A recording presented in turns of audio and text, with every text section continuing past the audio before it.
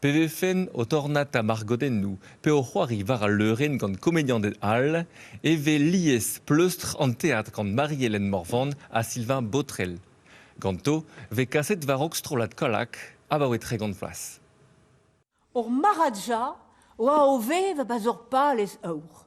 Un ker, a plijere dan dibi. Ouspen c'hoari va avek red gant strolat kalak.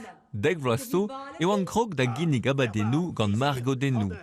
Tro on eus c'hoaz da beurlipat o abad en nevesta, ijine de pa da c'henfila, artichaut ed ar maradja. Ya, maradja, o chervij. La haom tremenet eus c'hoai gant an c'horf, vi c'hoai gant margodennou. Ne ket ar memeustra, blam e ar vargoden en acto. Fratelli d'Italia.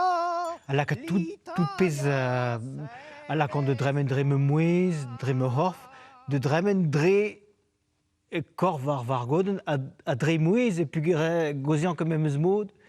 Pa ven gant var goden a pa ven o roi mi me han.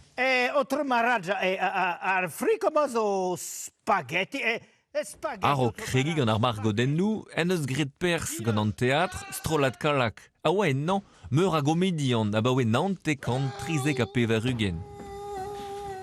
Met ato, ebe Marie-Hélène Morvan a Sylvain Botrel en eben, vit skriva a leurini a zaou, bern abadennou disnevel. Pejo hir, pejo kren, pejo ber, sketcho, disputcho même zo begred, troidigejo zo begred, a troidigejo.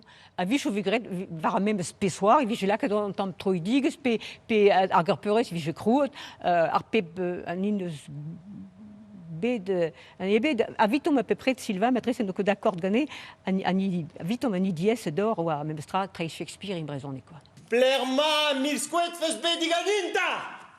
Meur a fisch, war me hoppen pe skot, hag an itron kemedel war me soup deus rot.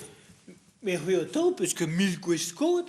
Mais Shakespeare, ya, oa an afer al peus o Bern c'hoari ou ar girioù, tro groz o Bern, hag eus pen ne ket ar zoz ne velve disket bar skol, dral o yeskoz.